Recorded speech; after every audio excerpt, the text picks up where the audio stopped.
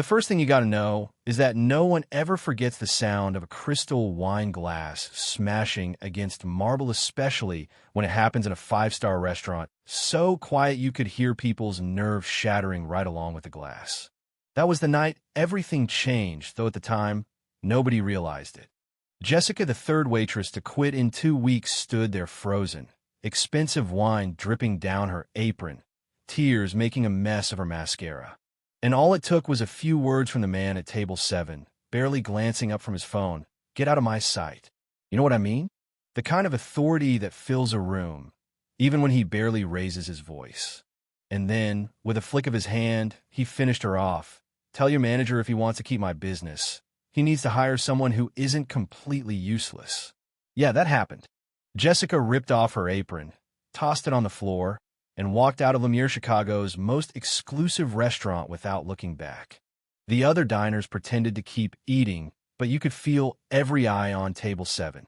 Another victim down. Harrison Mitchell III sat there in his little kingdom fortress of tailored suits and stone-cold indifference. He was only 32, but already owned half the city's skyline. His business empire stretched across continents. He wasn't just feared. He was legendary, a kind of customer who makes restaurant managers sweat bullets days in advance. Pierre, the manager, rushed over, hands shaking as he tried to keep his voice steady. "Mr. Mitchell, I apologize for the inconvenience. We'll bring you a new server immediately." Harrison's stare could have cut glass. "Pierre, is this a restaurant or a daycare? That's the third waitress this month. My steak is overcooked, my sauce is drowning the meat, and the wine isn't the vintage I ordered. Unacceptable." Of course, the steak was fine, the sauce was on the side, and the wine was correct. Everyone knew that. But you don't argue with a hurricane. Pierre retreated, face pale, while the kitchen staff whispered about who'd be unlucky enough to step up next. "You know what?" Carlos, the sous chef, muttered. "That man is pure evil. 3 girls this month." Janet, one of the servers, just shook her head. "He made Amanda cry so hard she needed therapy." Therapy over a dinner service. But it was true, Harrison's cruelty was quiet, almost elegant, and somehow worse than a public meltdown. The industry knew about table 7, and new hires begged to never serve him. Pierre had tried once only to get told, "I don't pay for management. Give me a proper waitress." This was the routine every Tuesday and Friday night. Harrison showed up, made his impossible demands, and left behind a trail of broken spirits. Except that night, there was a twist coming that nobody saw. Destiny Washington had been in Chicago for just 3 weeks, working odd jobs, hunting for a place that had let her start over. She'd grown up in Atlanta. Her grandma, Rose, raised her after her parents died, taught her to stand tall, never let anyone make her feel small. "Your worth doesn't come from other people, baby girl. Don't you ever forget it." Those words carried Destiny through heartbreak and 2 years of community college and right through the doors of Lumiere, where the menu prices made her eyes water. Pierre hired her on the spot, well-spoken, hard worker, and desperate for a job. He didn't mention table 7. But after Jessica's exit and Harrison growing impatient, Pierre had no choice. "Destiny," he said quietly, "I'm starting you off with a regular. He's particular. Don't take anything personally." Destiny adjusted her name tag, smiled, and thought, how bad can one customer really be? You can see where this is going, right? She moved with quiet confidence as Pierre led her across the dining room. At table 7, Harrison barely glanced up, eyes stormy and cold.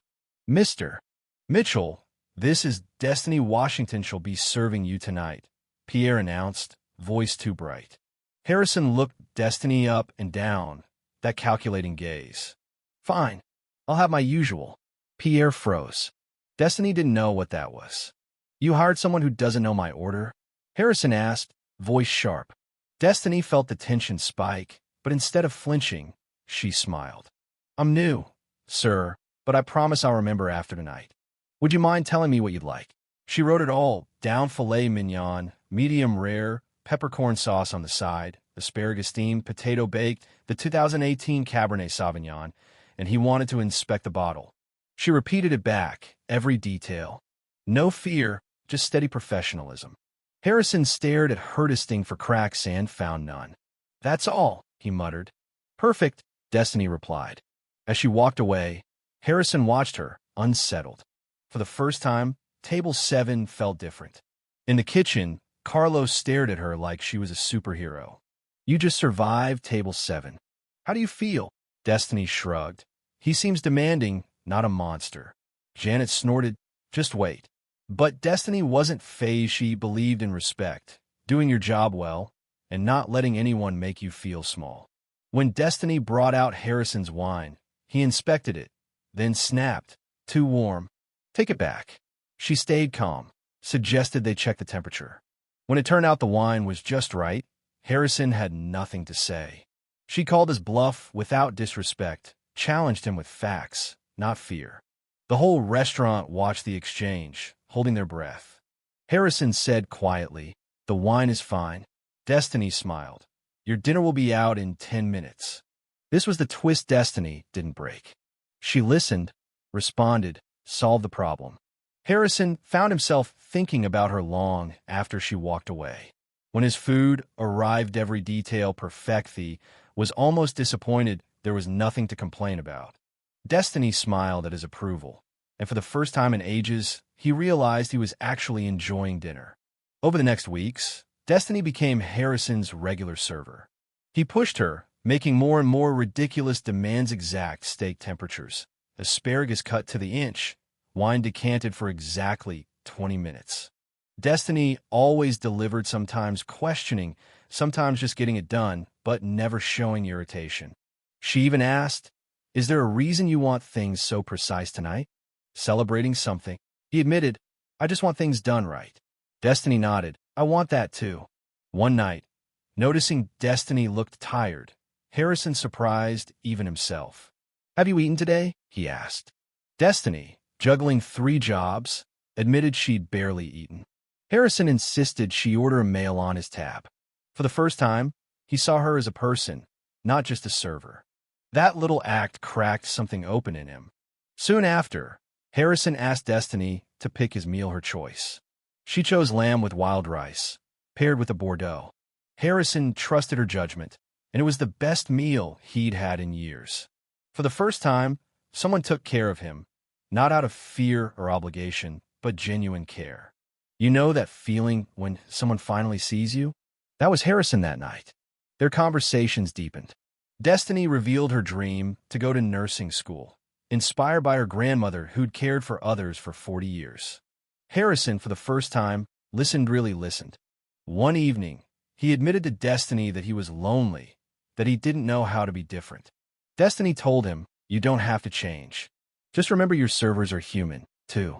Most of them won't make you happy, you just need to give them a chance." 6 months passed, and Harrison was a changed man, sighing please and thank you, checking in on the staff.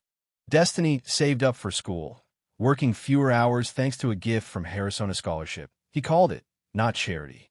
Their relationship deepened, became something neither expected.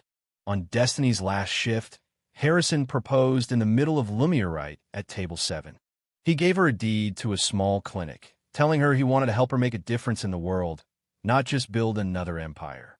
Destiny said yes. The restaurant erupted in cheers.